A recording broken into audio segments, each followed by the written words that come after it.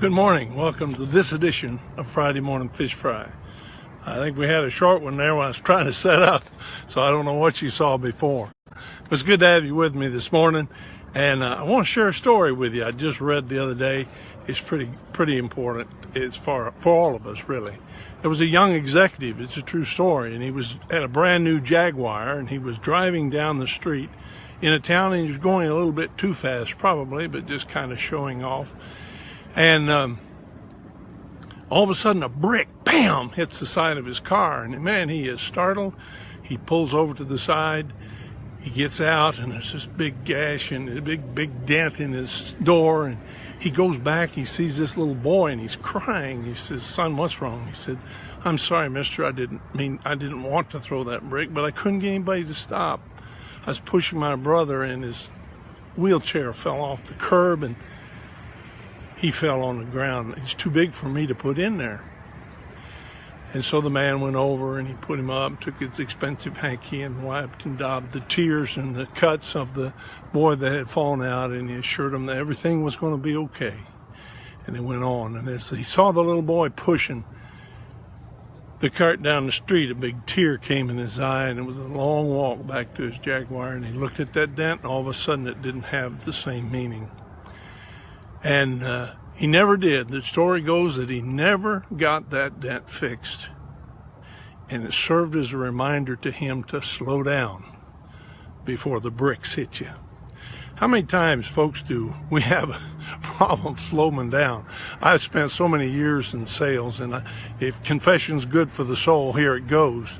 And I was always going from sale to sale, to week, to trip, and always going and never stopping, and just really enjoying what I had done or was in the process of doing. You know, Gandhi was one that said there's more to life than just speeding it up.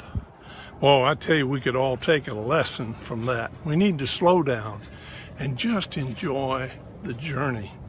That is so tough for us in America.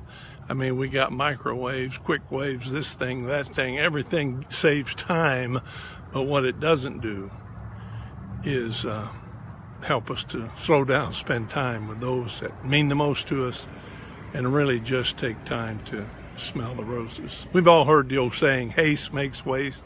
We get in such a big hurry sometimes that I think that we often miss our divine appointments, not just the regular appointments. We also miss the appointments that God has for us, and we just got to slow down. Now, there's those that are sedentary, and the proverb says, "He who sleeps during harvest will, not prosper."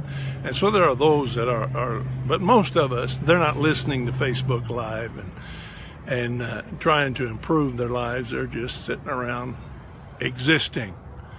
But for you, we need to just slow down. I read this in a book I'm just looking through.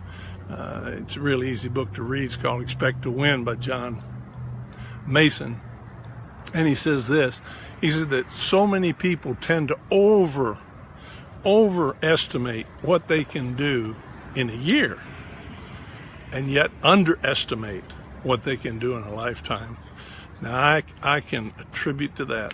Now, I'm looking back over my life through bifocals, trifocals, and of course they're, programmed so you can't tell it.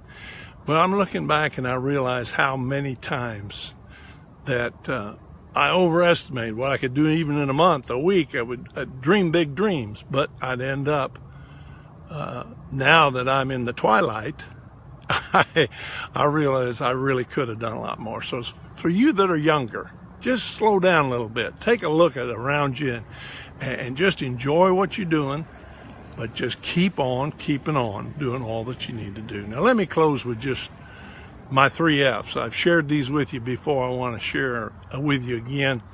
Of course, they're not mine. I just put the F words with them, the good F words.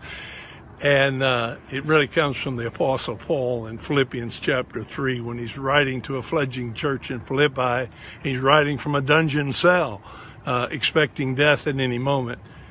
And he writes this thing to him. He gives them this in biblical language. Well, I'm going to give it to you with my 3 F's: to avoid frustration and perceived failure.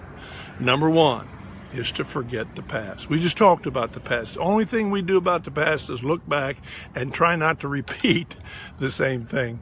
You know, the old saying says the only thing we learn from history is that we don't learn from history.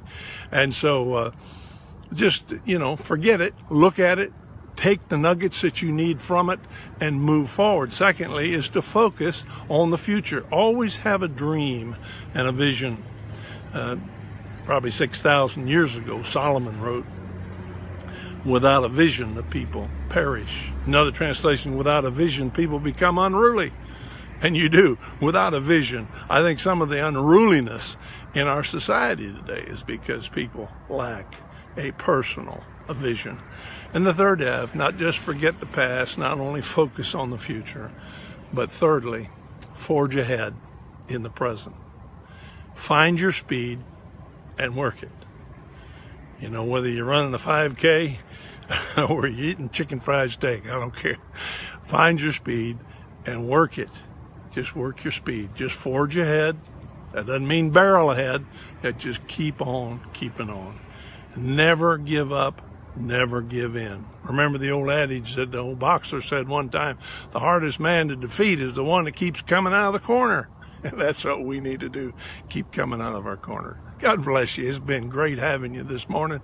If you need a little more motivation, go to jwneal.com and check it out. And if you haven't read the book or seen the book, Ain't Nobody Really Happy at the Bottom Except Catfish, you might want to look at that. It's got 3 great ABCs.